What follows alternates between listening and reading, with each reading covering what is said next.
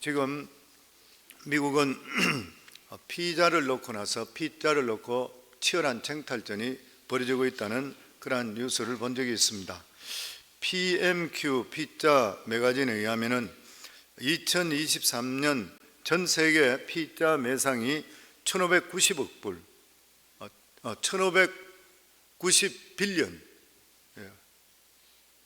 그 중에 미국이 60빌리언, 유럽이 58빌리언, 그리고 아시아가 15빌리언. 그러면서 매년 피자는 더 많이 소비할 것이라 그렇게 예상하고 있다고 합니다. 그러면서 체인 스토어들 중에서 탑 체인 50개 중에 이 탑 체인 50개가 전체 매상의 59%를 차지하고 개인 사업을 하는 사람이 41%라 그래 되어 있습니다. 미국의 전체적인 전 세계적으로 체인명을 가지고 있는 그러한 대형 피자 체인이 있습니다. 우리가 잘 알고 있듯이 다미노, 그리고 또 피자헛, 파파존스, 리들 시저스. 그런데 20년 전만 하더라도 이 피자헛이 앞섰지만 지금은 도미노가 월등하게 앞서고 있습니다. 2023년 통계를 볼 때에 체인으로 US 마켓쉐어가 도미노가 42%, 그리고 피자헛이 23%, 그리고 파파존스가 22% 이렇게 되어 있습니다. 전 세계적으로 보면 도미노가 훨씬 가게도 많고 앞서가고 있는데, 그런데도 불구하고 모든 이 앞서가고 있는 그러한 체인이 자기들이 굉장히 신경을 쓰고 두려워하고 있는 것이 바로 파파존스지요. 파파존스는 생긴 지가 얼마 되지를 않았습니다. 그런데 급속도로 자라서 지금 미국 전체 체인 스토어 중에 3위지만은 22%를 차지하고 있고 곧 피자헛을 앞지를 것이라 그렇게 예상을 하고 있습니다. 그런데 거기에 설명이 나와 있는데 보면 왜 피자헛이 이렇게 이 파파존스가 빨리 강력하게 성장하고 있느냐? 음식의 가장 중요한 맛의 살을 걸고 있기 때문이다. 그렇게 결론을 내렸습니다. 이 피자헛은 피자의 다양성, 종류가 굉장히 많은 다양성, 다미노는 빠른 배달, 리들 시저스는 싼 값으로 공급하는 것이에요. 그런데 이 세 선두주자보다도 늦게 시작했는데도 불구하고 지금 급속도로 자라고 있는 파파존스는 최고의 재료, 그리고 최고의 맛 피자, 음식의 기본, 그리고 음식의 가장 기본이 무엇이에요? 맛인 것이죠. 웨이트리 서비스가 아무리 좋다 하더라도 맛이 별로인 것 같으면 그 집에 가지를 않게 되는 것입니다. 그러니까 음식의 가장 기본에 대해서 충실했기 때문인 것입니다. 신앙생활도 마찬가지인 것입니다. 신앙생활의 가장 기본 되는 것이 무엇인 것입니까? 누가 뭐라 한다 하더라도 예배인 것이에요. 그래서 교회에서도 끊임없이 부르짖는 것이 예배 승리하면 인생 승리합니다. 왜냐하면 신앙생활에 예배를 통해 우리 영혼이 살아나게 되어 있는 것이고 예배를 통해 하나님께 영광 돌리기 때문인 것이에요. 그래서 우리 믿는 사람들은 예배보다 더 중요한 것이 없습니다. 이것이 가장 기본입니다. 내가 아무리 신앙이 있다, 내가 아무리 성경을 많이 읽었다 하더라도 예배 생활에 충실하지 못한 사람은 얼마 가지 못하게 되면 시들시들해질 수밖에 없는 것이에요. 그래서 우리 교회도 그렇게 많이 부르짖잖아요. 우리가 아무리 선교가 중요하고 아무리 교육이 부정하고 뭐 이렇게 중요하다 뭐 여러 가지 이야기를 하더라도 예배가 죽으면 선교도 죽게 되어 있습니다. 예배가 죽으면 교육도 다 죽게 되어 있고 구제도 다 죽게 되어 있습니다. 내가 영적으로 충만함을 받지 못하는 내가 어떻게 선교할 마음이 생기겠습니까? 내가 은혜를 받지 못하는데 내가 교육받을 마음이 어디에 있는 것인가요? 그러니까 예배만큼 더 중요한 일은 없는 것입니다. 그렇기 때문에 예배는 구원받은 자들의 생명줄과 똑같은 것이에요. 예배를 통해 영적으로 우리가 충만함을 받는 것이고 예배를 통해서 우리 영혼이 은혜 지성소로 들어가는 것이에요. 예배만큼 하나님을 기쁘게 하는 것은 없는 것입니다. 요한복음 4장 23절에 아버지께 참되게 예배하는 자들은 영과 진리로 예배할 때가 오나니 곧 이때라. 아버지께서는 자기에게 이렇게 예배하는 자들을 찾으시느니라. 오늘도 예배로 나오신 분 하나님께서 찾으시고 여러분들을 축복할 줄을 믿습니다. 구원받은 하나님의 자녀들은 아버지 하나님께 나와서 예배 드릴 때 기쁨이 있는 것이고 예배 드릴 때 감격이 있는 것이고 예배 드릴 때 생명이 넘치게 되어 있는 것이고 예배 드릴 때 하나님이 주시는 복을 받을 수 있게 되는 것이에요. 아브라함은 기근으로 애굽으로 내려갔다가 바로에게 아내까지 빼앗길 뻔했지만 하나님께서 개입하셔서 구제해 주셨습니다. 그리고 그가 애굽에서 나올 때는 많은 은금을 가지고 가나안으로 돌아왔다 그랬습니다. 갈 때는 가난에 있었는데 나올 때는 굉장히 부자로 돌아왔습니다. 그런데 아브라함이 기뻤을까요? 저는 아니라 생각합니다. 그곳에서 가전 고생과 수욕을 다 당했습니다. 마누라까지 빼앗겨다 다시 찾았습니다. 남자로서 자존감, 자존심 다 빼앗겨버리고 말았던 것이요. 이렇게 아브라함이 이런 마음에 돌아오면서 제일 먼저 했던 것이 무엇입니까? 사람들을 불러놓고 잔치했습니까? 돈이 많다고? 아브라함은 자기가 하나님을 온전히 신뢰하지 못했다는 것, 자기 계획대로 살았다는 것을 하나님께 회개했습니다. 그래서 그는 돌아오는 길에 처음 하나님께 예배드렸던 베델과 아이 사이에 단을 쌓고 예배를 드렸다 그랬습니다. 예배부터 먼저 드림을 통해 하나님과 화해가 이루어지는 것이요, 우리의 잘못을 짐승의 피로 대속하는 것입니다. 다른 말로 우리의 잘못을 예수 그리스도의 보혈의 대속으로 통해서 하나님과 관계가 회복되는 것입니다. 아브라함은 애굽에 내려간 것은 하나님의 허락 없이 자기 마음대로 내려갔습니다. 내 마음대로 했다는 것이죠. 결국 자기 마음대로 하게 되니까 하나님 관계가 어떻게 돼요? 소원해지는 것이요. 아브라함이 하나님을 믿지 않은 것은 아닌 것이죠. 그런데 예전같이 그렇게 열렬히 뜨겁지를 않았던 것이에요. 왜 그런 것입니까? 하나님 말씀을 놓쳐버렸기 때문인 것입니다. 우리 믿는 사람에게 자기 자신의 삶에 외적으로 별로 문제가 없다고 해서 신앙적으로 문제가 없다고 생각하는 사람은 어리석은 사람입니다. 항상 성도님이 말씀드리듯이 내가 신앙적으로 그렇게 뜨겁지도 못하고 내가 믿음적으로 그렇게 좀 들어가지도 못하는데도 불구하고 내 살아가는 삶은 안정되고 돈도 잘 벌리고 아무 이상 없으니까 나는 괜찮은갑다. 정말 어리석은 행동인 것이죠. 부부 사이를 생각해 보시면 됩니다. 부부 사이에 언성이 올라가고 삿대질을 하고 그릇이 깬다고 꼭 문제가 있는 것입니까?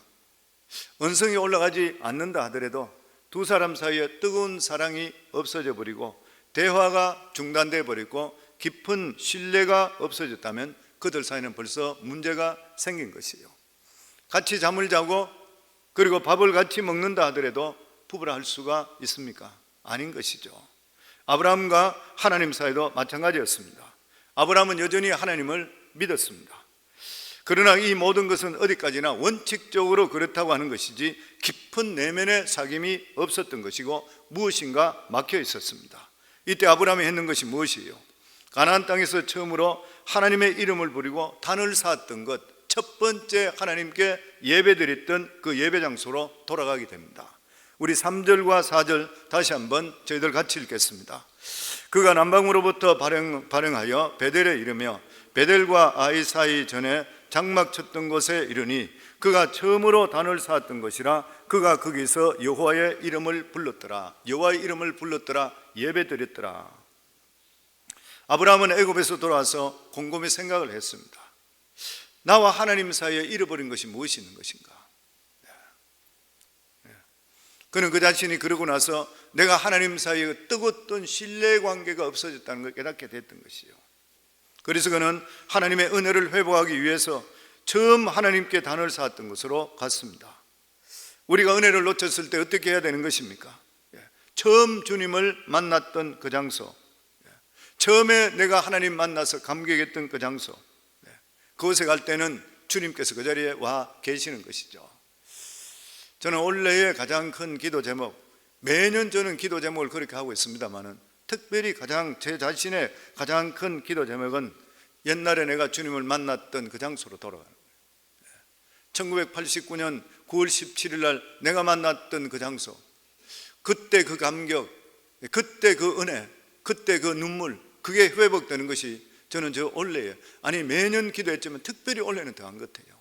저는 제 마음속에 하나님, 아버지 하나님, 정말 간절히 바란 것, 내 개인적인 저희 기도는 오직 하나, 하나님 만났던 그 장소, 그 장소에서 주님을 다시 한 번 더 그 감격을 체험하기 원합니다.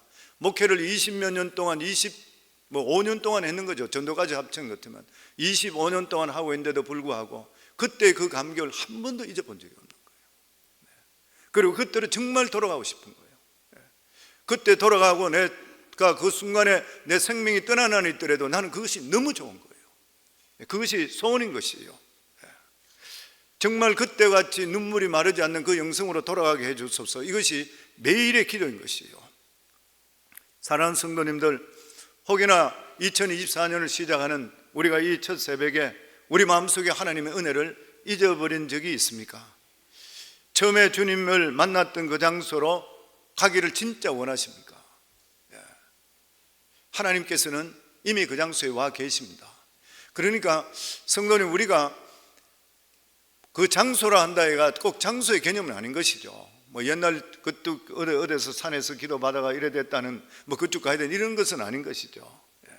내 자신의 삶이 더욱더 겸허하고 거짓 없고 가난하고 그리고 상한 심령으로 주님께 나아가는 것이에요. 그러면 주님께서 탕자를 기다리시는 그 마음으로 우리를 품어주시고 위로주시고 회복시켜 주실 줄을 믿습니다. 저도 그런 마음을 가지고 올해는 대하고 있는 것입니다.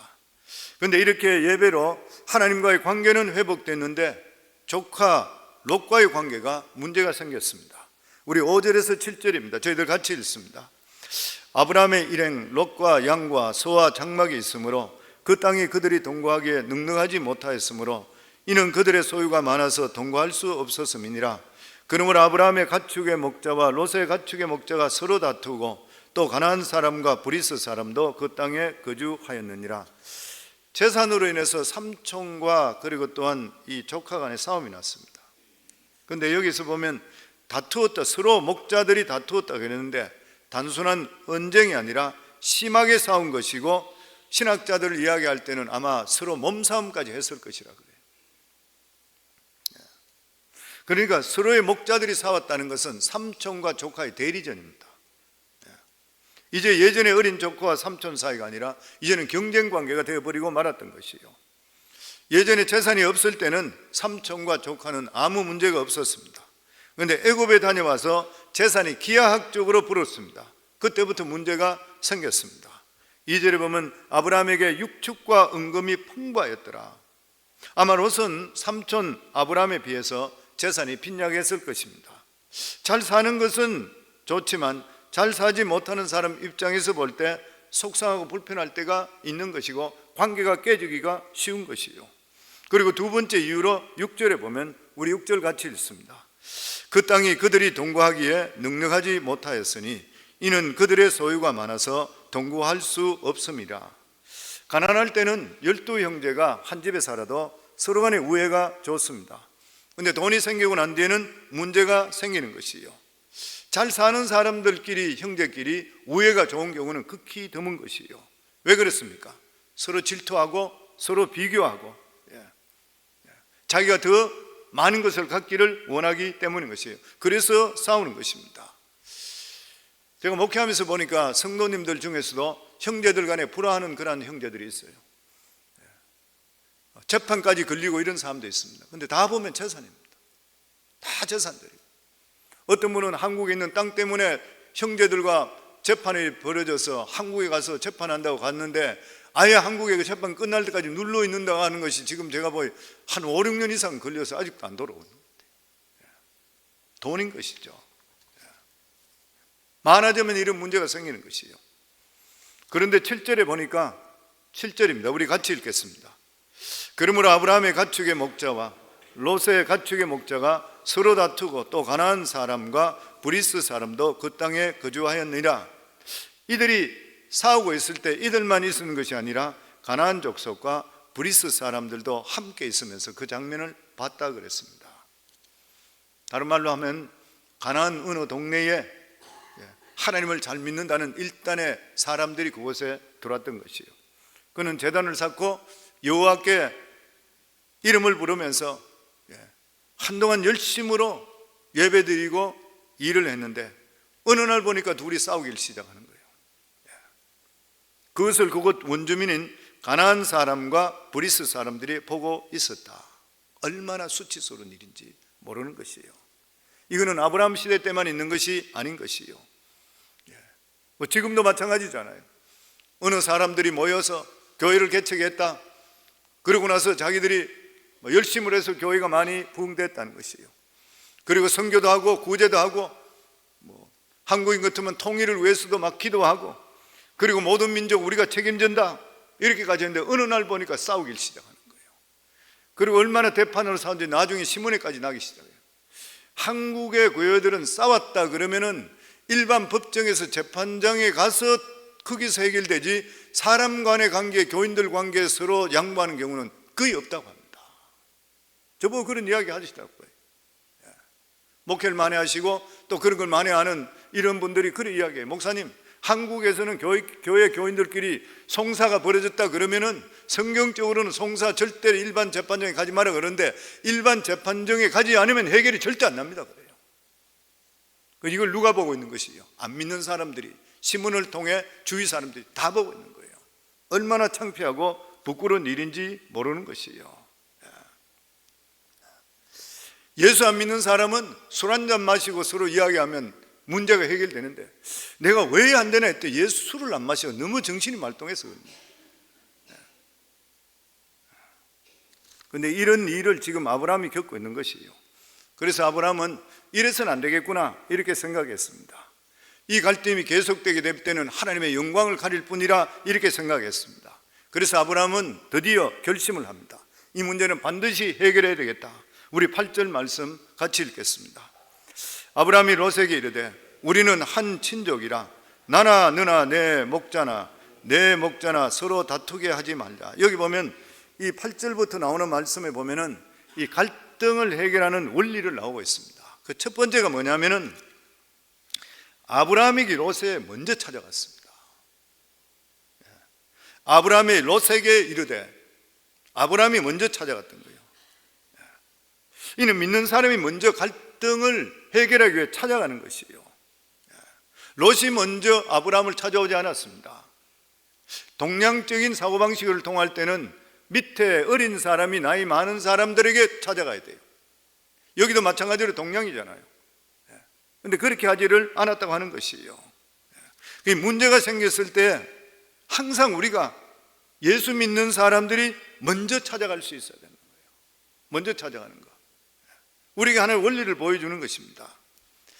찬양 중에 그런 찬양이 있지요. 오늘 너는, 이란 찬양. 연말이 되면 가끔 부르는 그런 찬양이죠. 내가 먼저 손 내밀지 못하고, 내가 먼저 손 내밀지 못하고, 내가 먼저 용서하지 못하고, 내가 먼저 웃음 주지 못하고 이렇게 머뭇거리고 있네. 그가 먼저 손 내밀길 원했고, 상대편이 먼저 나에게 다가오긴 했고, 그가 먼저 용서하길 원했고, 그가 먼저 웃음 주길 원했네. 나는 도대체 어떤 사람인가? 나는 도대체 어떤 사람이냐는 거예요. 왜 나의 이번 사랑을 말하며, 왜 나의 마음은 화해를 말하면서 내가 먼저 져줄 수 없는가? 내가 먼저 손해볼 수 없는가? 화해를 해결할 수 있는 첫 번째 방법은 내가 먼저 해야 됩니다. 내가 먼저. 사랑하는 성도님 중에 우리 성도들 간이나 또 여러 가지 주위 사람들 간에 어려운 문제가 있습니까? 기다리시지 마시고 올해 들어서 내가 먼저 찾아갈 수 있는 이 화해의 끈이 열리기를 주의 이름으로 축원합니다. 그리고 둘째가 보면, 여기 보면 우리는 한 친족이라, 다른 성경에는 골육이라, 우리는 친족이라, 우리는 골육이라. 다시 말해 우리가 남이 아니라는 것이죠. 아브라함은 문제 해결을 누가 잘했냐 누가 못했냐 이렇게 따지지 않았습니다. 잘했다 잘못했다 따지기 시작하면 절대로 해결될 수 없습니다. 해결될 수 없는 것이죠. 감정만 나빠지게 되는 것이요. 아브라함은 롯에게 가서 잘못을 따지려고 하지 않았습니다. 아마 잘못이 있다면 롯이 더 있었겠지요. 삼촌의 가족들이 그럴 리가 있겠습니까? 대부분. 그러나 아브라함은 이 문제 해결을 우리는 친족이지 않냐, 골육이지 않냐, 우리가 남이가, 우리가 한 가족이지 않냐. 예수 믿는 사람끼리 갈등이 생기게 됐을 때 우리는 예수 그리스도의 보혈의 피로 한 가족 되었습니다. 서로 간에 사랑하셔야 되는 것이고 서로 간에 이해할 수가 있어야 되는 것이요. 지나보면 다 아무것도 아닌 것이에요. 보면 다 아무것도 아닌 것이잖아요. 보면요. 누가 잘했냐 못했나 절대로 따지지를 말아야 되는 것이요. 우리는 한 형제 자매가 아닌 것인가? 예수님께 우리에게 주신 계명이 무엇입니까? 요한복음 13장 34절에 35절에 보면 새 계명을 너희, 우리 새로운 계명을 우리에게 주신대요. 새 계명을 너희에게 주노니 서로 사랑하라. 내가 너희를 사랑한 것 같이 너희도 서로 사랑하라. 너희가 서로 사랑하면 이로써 모든 사람이 너희가 내 제자인 줄 알리라. 우리가 제자 훈련 받는다고 제자 돼요? 아니잖아요. 내 삶 속에, 믿음 속에 하나님께 주신 말씀대로 살지 못하면 지식으로 끝나버리는 것이에요. 그리고 세 번째 발견할 수 있는 갈등의 원리가 나오는데, 그것이 뭐냐면 너나 나나 내 목자나 너 목자나 서로 다투게 하지 말자. 무슨 말이에요? 지금까지 대리전 했던 것이에요. 서로 삼촌과 조카의 대리전으로 목자들끼리 서로 싸웠던 것이에요. 그런데 지금 이 당사자, 이 대리전에서 당사자로 끌고 들어옵니다. 무슨 말이에요? 정면 충돌하는 거예요. 정면으로 그냥 바로 돌파하는 것이에요. 정면 돌파는 쉽지 않습니다. 대단한 담력도 필요한 것이에요. 그래서 믿음 있는 사람이 정면 돌파하셔야 돼요. 내가 하나님을 의지하고 그리고 사람을 직접적으로 만나고 책임질로 할 수 있는 마음을 가지고 나갈 수 있어야 돼요. 이게 해결할 수 있는 그런 방법인 거예요. 그리고 또 다른 해결 방법이 나옵니다. 9절 말씀입니다. 같이 읽겠습니다. 내 앞에 온 땅이 있지 아니하냐? 나를 떠나가라. 내가 좌하면 나는 우하고 내가 우하면 너는 좌하리라. 무슨 말인 것이요? 자기의 실리를 양보하는 것입니다. 네 좋은 거 먼저 해라는 것이요. 양보하라. 네가 먼저 선택하라. 네가 좋은 거 먼저 가지라. 남는 것을 내가 할 수 하겠다. 갈등의 해결 원리가 무엇인 것이요? 자기의 손해나 이익을 따지지 않고 상대편에게 좋은 조건으로 주는 것이요. 교회에서도 성도들 간에 사업하다가 부딪혀서 저한테 상담 옵니다. 상담 오지 않을 때도 있는데 제가 그럴 때는 문제가 있다 들으면 불러요, 같이. 근데 부를 때 두 사람을 같이 부를 때도 있지만 한 사람 부릅니다. 누굴 부르냐? 믿음도 있는 사람 제가 불러요. 그리고 이러이러한 소문인데 맞냐고 맞다 그래요. 어떻게 해결할 거냐 그러니까 막 상대편 이야기해요. 누가 더 믿음이 더 있냐? 누가 더 믿음이 성숙하냐 그래요. 제가 그 문제 먼저 물어봐요. 그러면 말을 못해. 고개 숙이고 있어요. 손해봐라. 해달라는 대로 다 해줘라. 그리고 끝내버려라. 두 사람 관계는, 물질적인 관계는, 물질은 이래도 절대로 사람 잃지 말라, 신앙 잃지 말라 그래요. 근데 저하고 같이 이야기했던 성도님들은 다 믿음이 있고 목회자를 출하시다 하기 때문에 다 그 말 다 들었어요. 그리고 진짜 손해보듯이 깨끗이 처리해버렸어요. 제가 볼 때도 많은 손해를 봐요. 그런데도 불구하고 싹 정리 다 해버려요. 그리고 관계가 계속적으로 이어지고 있고 신앙생활 같이 하고 있어요. 우리 삶 속에 성도님들, 내가 누누이 우리 성도님 이야기 드린 게 뭐냐면, 재산은 잃더라도 사람은 절대 잊지 말아야 돼요. 어떤 사람은 돈도 잃고 사람도 잃는 어리석은 사람이 있어요. 그러니까 물질은 잃더라도 내가 손해보면 되잖아요. 손해본다 생각해. 하나님, 나는 믿음 때문에, 그리고 교회의 평화를 위해서, 서로 주위의 사람들 보기 위해서 내가 이렇게 손해보겠습니다 하면 하나님은 그냥 있겠습니까? 살아계신 하나님께서 수십 배 수백 배 축복해 주시게 돼 있고, 주의 종은 그런 사람 보면 기도 안 할 수가 없는 것이죠. 보면 성도님들, 예수 믿는 사람은 믿음 때문에 손해보는 것이 신앙생활입니다. 그러면 그 손해를 누가 갚느냐? 하나님이 갚아주는 거예요. 이거 경험하면서 하셔야 돼요, 성도님들이. 그런데 아브라함이 이렇게 할 수 있었던 그런 이유가 뭐냐면은 하나님 앞에 크게 한번 혼났기 때문입니다. 아브라함은 시련과 실패를 통해서 인생의 뒤에 하나님이 계신다는 사실을 계속적으로 배워가고 있기 때문인 것이에요. 아브라함은 애굽의 실패가 그의 신앙에 눈을 뜨는 그런 시간이었습니다. 아브라함은 이제 모든 것을 하나님께 맡기기로 했습니다. 그리고 인간의 눈으로 아무리 좋아 보인다 하더라도 하나님께서 함께 하시지 않는다면 확실한 것이 없다는 것을 그는 믿게 되고 깨닫게 되었던 것이에요.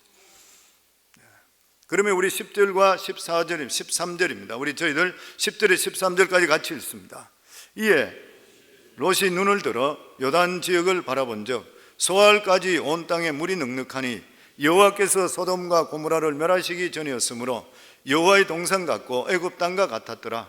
그러므로 롯이 요단 온 지역을 택하고 동으로 옮기니 그들이 서로 떠난지라. 아브라함은 가나안 땅에 거주하고 롯은 그 지역의 도시들에 머무르며 그 장막을 옮겨 소돔까지 이르렀더니 소돔 사람들은 여호와 앞에 악하며 큰 죄인이었더라.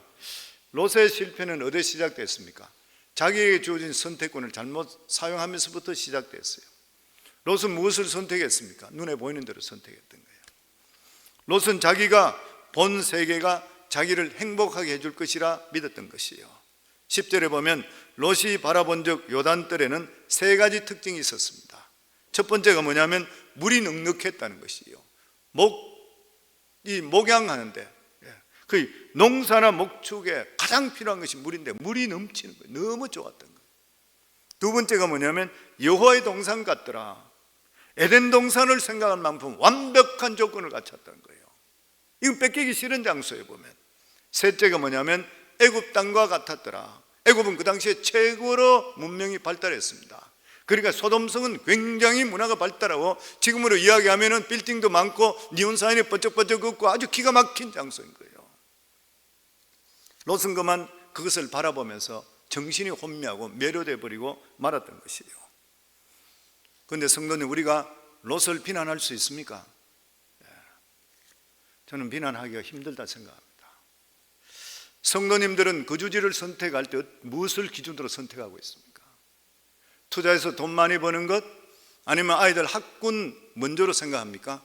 아니면 이 거주지를 통해 하나님께 더 신앙생활 잘하기를 원하는 걸 택하십니까? 성도님, 직장을 구하실 때에 돈 많이 주고 조건 좋은 걸 먼저 택합니까? 아니면 내가 이 직장을 통해 신앙생활 내가 더 잘할 수, 비록 내가 수입이 좀 줄어들더라도 신앙생활을 먼저 택하고 있습니까? 결혼도 마찬가지잖아요. 내가 이 결혼함을 통해서 돈을 많이 가지고 그리고 또한 좋은 집안에 내가 어떻게 대접받을까 이거로 결혼을 하고 있습니까? 아니면 이 사람과 결혼함을 통해 내가 하나님께 더 영광 돌리고 신앙적으로 산다고 생각하고 있습니까? 실제적으로 이것이 정립되지 않았다 그러면은 롯하고 차이 나는 게 별로 없는 것이에요. 성경에 보면 사람은 육의 사람이 있고 육신의 사람이 있고 신령한 사람이 있다 그랬습니다. 이 롯은 이야기한다면 신령한 사람까지는 못 갔지만 육신에 속한 사람이었죠. 육신에 속한 사람은 세상도 걸치고 하나님도 바라보는 거예요. 오늘날 따지면 교회도 다니고 세상 사람과도 어울리고 세상적으로도 살아가는 사람인 것이에요. 아브라함은 애굽의 실패를 통해서 신령한 사람이 되었습니다. 세상에 눈에 보이는 것보다 말씀을 더 신뢰하게 되었던 것이에요. 롯은 하나님을 믿는 것보다 현실을 더 중요하게 생각했던 그런 사람입니다. 하나님을 안 믿는 사람이 아니었던 것이에요. 그러나 자기 이성에 벗어나고 자기가 손해본다 생각할 때는 절대로 하나님 뜻대로 가지를 않았던 그런 사람입니다. 그리고 말씀에 절대로 모험하던 그런 사람이 아니었던 것이에요. 자기는 자기가 선택의 기회가 있을 때에 얼른 소돔성, 그 소돔 들판을 택했습니다. 왜 그런 것이에요? 자기가 볼 때 너무나도 기가 막혔기 때문에, 너무나 좋았기 때문에. 그러나 롯이 보지 못한 것이 있습니다. 그것이 무엇입니까? 얼마 있지 않으면 소돔과 고모라가 곧 멸망할 것이라는 것이에요. 창세기 13장 13절, 오늘 13절 보면 소돔 사람은 악하여 여호와 앞에 죄인이었더라. 보지를 못했던 것이에요. 하나님의 백성은 하나님 말씀을 신뢰하고 그 말씀대로 살아가야 됩니다. 그러면 하나님께서 우리 삶 속에 발등상의 등불이 되어 주시고 실족하지 않도록 우리를 이끌어 주시고 인도해 주시는 거예요. 잠언 14장 12절에 보면 어떤 길은 사람의 보기에 바르나 필경은 사망의 길이라. 아무리 눈으로 보기 좋아도 그것이 죽음으로 가는 길인 것이요. 롯은 지금 대단히 현명한 판단을 하고 선택을 했다 생각합니다. 그러나 그는 너무나도 눈에 보이는 것만 택했던 것이요, 하나님이 누구신지 죄가 얼마나 무섭다는 것 생각하지를 못하고 자기 눈에 보이는 대로 택했던 것이요. 세상의 가르침은 모아서 움켜쥐면 된다 그럽니다. 그런데 성경 가르침은 어때요? 가진 것을 움켜쥐는 것이 아니라 흩어서 구제하라 그래요. 우리 삶을 나눠주는 삶을 살아라, 끊임없이 말씀하고 있는 것입니다. 사랑하는 성도님들, 우리 인생의 미래를 결정하는 것은 눈에 보이는 것이 아니라 미래의 주인 되신 하나님이신 것이에요. 우리를 복되게 하고 안정케 하시는 분은 하나님께서 어떻게 생각하실까를 맞추시기만 하면 우리 삶은 하나님이 우리 삶을 축복해 주시게 되어 있는 것이에요. 성도 여러분들은 하나님이 어떤 하나님이십니까?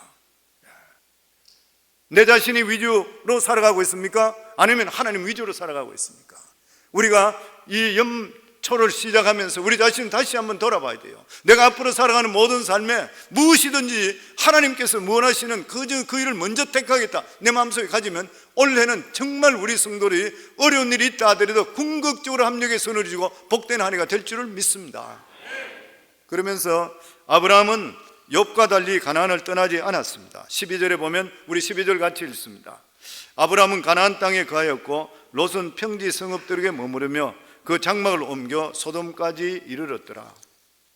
아브라함은 당장 손해본 것 같아요. 그러나 그는 하나님의 약속을 이제는 확실히 믿었기 때문에 망하더라도 가나안 땅에 망하겠다고 생각했어요. 망해도 흥해도 죽어도 좋으니 하나님 말씀대로 있겠다 이렇게 결심했습니다. 그럴 때 하나님의 말씀이 아브라함에게 다시 임합니다. 우리 14절 말씀 같이 읽습니다. 롯이 아브라함을 떠난 후에 여호와께서 아브라함에게 이르시되 너는 눈을 들어 너 있는 곳에서 북쪽과 남쪽 그리고 동쪽과 서쪽을 바라보라.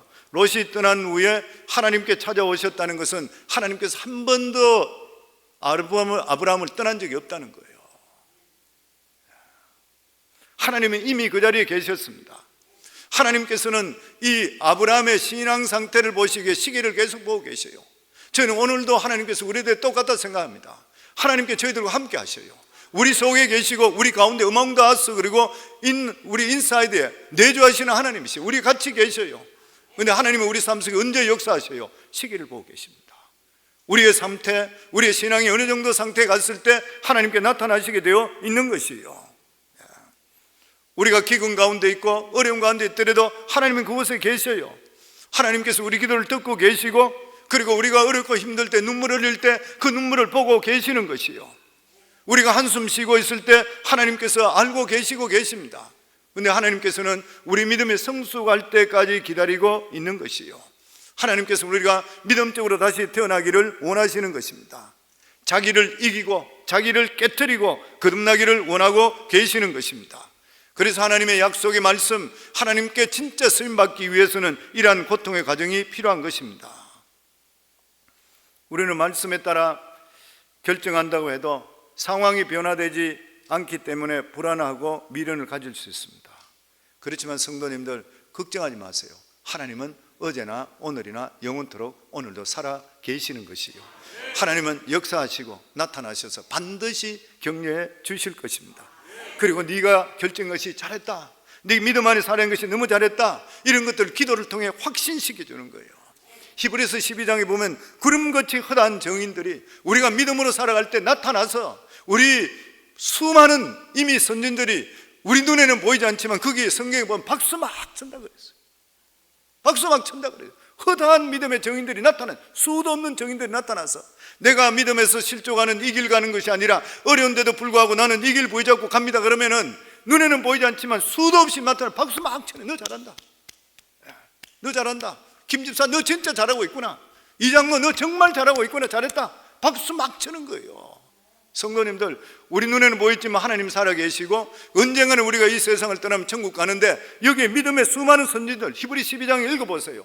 수많은 믿음의 선진들, 허란 구름 같은 정인들이 나타나서 우리의 믿음을 격려한다 그랬어요. 신앙은 현실과 정반대로 갈 때가 너무나 많이 있습니다. 아무리 믿음이 좋다 한다 하더라도 막상 실제적으로 정반대의 형상이 나타나면 불안하기 마련인 것이요. 인간이기 때문에 어떻게 할 수가 없습니다. 그럴 때 말씀의 확신이 필요한 것이요. 오늘도 하나님께 말씀합니다. 너는 눈을 들어 너 있는 곳에서 동서남북을 바라보라. 그때 아브라함이 바라보면서 지금까지 보지 못한 것을 보게 되는 거예요. 새로운 세계를, 놀라운 세계를 바라보는 것이요. 인간의 경험은 뻔한 것입니다. 뻔한 것이죠. 공부해서 좋은 학위 갖는 것이고 좋은 직장 갖고 출세하는 것, 그러나 죽음 앞에 가면 한 줌의 재고 아무 쓸모가 없는 것이요. 시간이 지나면 아무것도 아닌 것이요. 근데 이 한 줌의 행복을 얻기 위해서 얼마나 피나게 노력하는지를 모르는 것이요. 행복은 거기 있는 것이 아닌데. 엘버트 슈바이처가 운영하던 아프리카의 랑바렉이라는 병원이 있었답니다. 수십 년 동안 운영하던, 이 슈바이처 박사가 운영하던 장소예요. 그런데 거기서 굳은 일을 도맡아 하는 사람인데 아주 미모의 간호사였대요.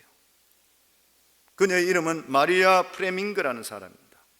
헝거리 귀족의 딸로 태어나서 재색을 겸비하고 그 당시에 최고 미인으로서 흠모의 대상이었다고 합니다. 사람들은 그를 흠모했고 수많은 남자들이 그를 따라다녔습니다. 악기의 연주까지 능해서 비엔나에서 가장 유명한 연극 배우로 명성까지 떨쳤습니다. 그러나 그녀는 결혼에 2번이나 실패하고 현실의 삶에 좌절했습니다. 그러던 어느 날 이 유명한 슈바이처 박사가 찬송가 연주하는 것을 들으면서 지금까지 내 인생은 험한 것뿐이구나. 내가 무엇을 위해 내가 살았던가. 남을 위한 삶이 진정한 가치가 있는 것인데 내가 왜 이렇게 살았던가. 이 슈바이처 박사를 보고 큰 은혜를 받게 돼요. 그래서 그는 아프리카로 건너가서 20년 동안 슈바이처가 운영하는 병원에서 흑인 병자를 위해 사랑을 베풀다가 여생을 마쳤습니다. 그렇게 아름다운 미색을 가진 여인, 귀족의 딸이 명성을 가지고 있고 모든 사람들이 흠모를 받던 그녀가 모든 것을 버리고 미개 지역 아프리카에서 간호사로 일생을 마쳤는데 운명하기 전에 남긴 마지막 말이 뭐냐면 남을 위한 삶이 이렇게 행복한 것인 것을, 남을 위해서 살아가는 삶이 이렇게 행복했는데 내가 무엇을 옛날에 얼마나 내가 흡입했던가. 그 말을 남겼다 그래요. 사교계에서 사람들이 칭찬받고 딴 사람들이 흠모했는데 행복하지를 않았던 것이에요. 자기중심적으로 살아갈 때는 행복이 없는 것입니다. 남을 섬기고 남에게 행복을 줄 때 내 마음속에 진짜 행복이 넘치는 것이에요. 저는 원래 우리 성도님 살아갈 때 정말 우리가 이런 마음을 좀 가졌으면 좋겠습니다. 남을 위해서 사랑으로 실천하고 그리고 도와주는 마음을 가지고 있을 때에, 그렇게 할 때에 하나님께서 우리 삶 속에 진정한 행복을 느낄 수 있게 만들어주는 것이고 이것이 하나님과 동행하는 그러한 삶입니다. 하나님께서는 자기 아들 예수를 이 세상에 보내주셨고 목숨까지 주셨습니다. 아버지와 아들과 같이 하는 사람은 자기를 희생해서 남을 도와줄 때 하나님과 아들이 같이 계시기 때문에 하나님이 주시는 큰 행복을 누릴 수 있게 되는 것이요. 우리 인생에 믿음을 선택하고 하나님을 선택할 때는 놀라운 일이 일어납니다. 하나님께서는 아브라함에게 너는 동서남북을 바라보라. 동서남북은 세계를 말하죠. 전 세계를, 믿음의 새로운 세계를 보게 되는 것이요. 그러면 주신 말씀이 15절입니다. 우리 같이 읽겠습니다. 보이는 땅을 내가 너와 내 자손에게 주리니 영원히 이르리라.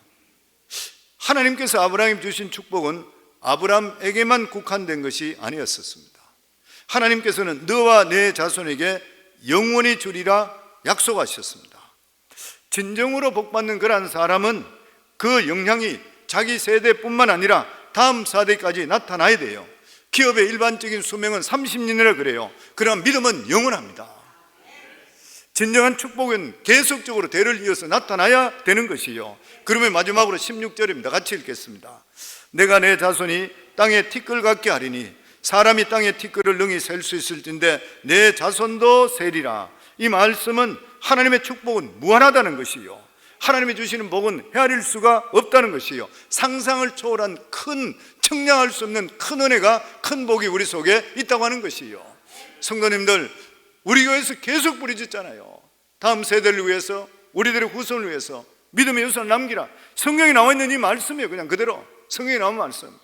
저는 꿈을 가지고 있습니다. 우리 성도님들에 대한 꿈도 가지고 있고, 나는 우리 자신의, 우리 가족에 대한 꿈을 항상 가지고 있어요. 별 볼 일 없는 자, 불신자 가정에서 태어났던 자, 예수 믿고 구원받고 나서 하나님 은혜 속에 주의 종까지 됐으니까 하나님 진짜 별 볼 일 없는 자의 가정에 하나님의 주시는 이 큰 복이, 아브라함이 주셨던 이러한 귀한 자손의 복이 임하소서. 우리는 떠나잖아요. 앞서거니 뒤서거니. 근데 우리 자손들이 믿음 안에 바로 들어오는 만큼 더 귀한 일이 어디 있어요? 그래서 우리 성도님께, 우리 성도님들을 위할 때 그런 기도 내가 많이 드리잖아요. 자나탄 에조즈 목사와 같은 그러한 가문을 일으키게 해주소서. 미국에 수많은 가문들인데도 불구하고 자나탄 에조즈 목사님 가문 같은 이러한 가문이 진짜 드물대요. 목회자가 뭐 그렇게 한 것이 있었습니까? 정말 믿음으로 살아가는 그밖에 자기 가진 것이 뭐가 있었어요? 근데 하나님께서 그에게 엄청스럽게 복을 주셨다 그러잖아요. 수년 전에 이게 나왔던 통계니까 지금은 훨씬 더 많겠지만 다시 한 번 더 성도에 말씀드려요. 자나탄 에조즈 목회자의 족보잖아요. 그래 이야기해요. 자손들이 가장 큰 복을 받는 사람은 통계적으로 나온 게 선교사들 자녀들이고, 그 다음 목회자들 자녀들이라 그래요. 그 다음에 당연히 교회 중직자들 자녀들이겠죠. 그래서 교회 직분을 절대로 경하게 여기서 안 돼요. 왜냐하면 이 천직이기 때문에 하나님께 주인 되시기 때문에 복을 하나님이 주시기 때문에 그런 거예요. 자나탄 에조지 목사의 족보를 연구하니까 수십 년 전이겠지만 그 당시에 873명 중에 대학 총장을 지낸 사람이 12명이고 교수가 65명이고 의사가 60명이고 성직자가 100명이고 군대 장교가 75명이고 저술가가 80명이고 변호사가 100명이고 판사가 30명이고 공무원이 80명이고 하원의원이 3명이고 상원의원이 2명이고 미국 부통령이 1명이었대요. 평범했던 사람, 믿음의 아내 만나서 얼마나 귀한 주의 역할을 하게 될 때 이런 일이 일어났다는 거예요. 이게 오늘 읽었던 그 말씀입니다. 보이는 땅을 내가 너희 자손에게 주리니 영원하리라. 내가 내 자손이 땅에 티끌 같게 하리니 사람이 땅에 티끌을 능히 셀 수 있을 텐데 내 자손도 세리라. 하나님의 약속의 말씀이 그대로 이루어졌습니다. 기독교, 유대교, 이슬람교 모든 믿음의 조상이 아브라함이잖아요. 하나님이 주시는 그 말씀이 그대로 이루어졌습니다. 성도님들, 이제 새해를 맞이하면서 성도님 기도하실 때 입을 넓게 열라 그랬잖아요. 꿈을 넓게 열기를 주의 이름으로 축원합니다. 우리 능력으로 할 수 있는 일은 항상 말씀드린 대로 기도 안 해도 돼요. 내가 열심히 하면 돼. 내가 할 수 없는 일, 내가 도저히 할 수 없는 일, 하나님 내 능력으로 할 수 없습니다, 하나님께서 개입 안 하면 안 됩니다 하는 것들을 하나님께 기도로 내놓고 기도할 수 있도록 하시고 하나님께 주시는 이 귀한 큰 하나님의 큰 복, 그래서 우리 성도님들도 우리 자손들 가정마다 일반 인물이 아니라 큰 인물이 수도 없이 배출될 수 있는 이 아브라함의 복이 임할 수 있기를 주의 이름으로 축원합니다.